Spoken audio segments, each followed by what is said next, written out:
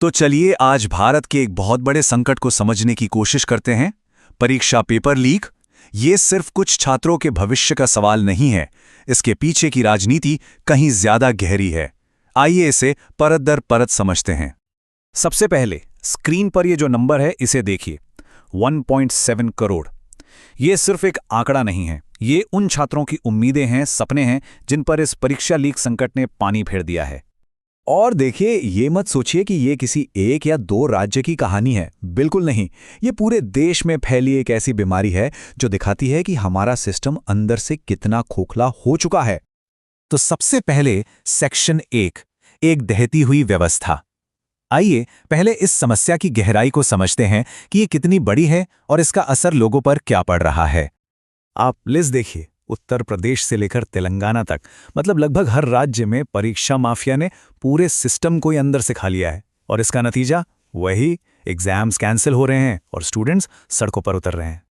और इन नंबर्स के पीछे ना लाखों लोगों की कहानियां छिपी हैं। जरा सोचिए उस स्टूडेंट के बारे में जो दूर दराज के गांव से कितनी मुश्किलों से सैकड़ों किलोमीटर सफर करके एग्जाम देने आता है, और वहां पहुंचकर उसे पता चलता है कि पेपर तो लीक हो गया। क्या बीतती होगी उस पर। और सबसे बड़ी विडंबना, आयरनी, तो देखिए, एक तरफ हम डिजिटल इंडिया का डंका पीटते हैं और दूसरी तरफ एक ऐसी परीक्षा नहीं करा पाते जो लीक प्रूफ हो। सर्वर फेल हो जाते हैं, व्हाट्सएप पर पेपर बिक जाते हैं, और ऊपर से 10 लाख सरकारी पद खाली पड़े हैं। ये सब मिलकर इस संकट को और भी बड़ा बना देता है। तो अब आते हैं सेक्शन 2 पर, सरकार का ध्यान कहां। सवाल यह है कि भाई, जब देश का युवा सड़कों पर था तो सरकार का फोकस कहां था, उसकी प्राथमिकताएं क्या थीं? हाँ, जब छात्र नौकरी और निष्पक्ष परीक्षा की मांग कर रहे थे, तब सरकार की प्राथमिकता क्या थी? यहां एक बहुत ही दिलचस्प आरोप सामने आता है। सोर्स मटेरियल के मुताबिक सरकार ने ध्यान भटकाने के लिए एक जातिगत झुंझुना का इस्तेमाल किया, मतलब एक ऐसा खिलौना जिससे बच्चे का ध्यान असली मुद्दे से हट जाए। तो चलिए सेक्शन 3 में इसको और गहराई से देखते हैं, नौकरी या पहचान की राजनीति। यहां जो मूल आरोप है वो ये है कि पहचान की राजनीति को जानबूझकर बढ़ावा दिया गया। तो सवाल सीधा सा है, यह सब सिर्फ एक इत्तेफाक था या एक सोची समझी स्ट्रैटेजी? इस टेबल में ना ये फर्क बिल्कुल साफ दिखता है। देखिए, एक तरफ युवा क्या मांग रहे थे, फेयर एग्जाम्स, टाइम पर भर्ती, माफिया के खिलाफ एक्शन, और दूसरी तरफ सरकार का फोकस कहां था, कॉलेज में जाति पर बहस, आइडेंटिटी पॉलिटिक्स, यूनिवर्सिटी के नियम बदलने पर। आरोप ये लगाया जा रहा है कि ये पूरी स्ट्रैटेजी ही इसलिए थी ताकि स्टूडेंट्स आपस में लड़ने लगें। सोचने वाली बात है, जब युवा अपनी जाति धर्म से ऊपर उठकर बेरोजगारी के मुद्दे पर एक हो रहे थे, तब क्या उन्हें पहचान के नाम पर बांटने की कोशिश की गई? अच्छा, अब आते हैं सेक्शन 4 पे, कौन है जिम्मेदार? क्योंकि अक्सर ये सुनने को मिलता है कि अरे ये तो स्टेट के मामले हैं, तो आखिर जवाबदेही किसकी बनती है?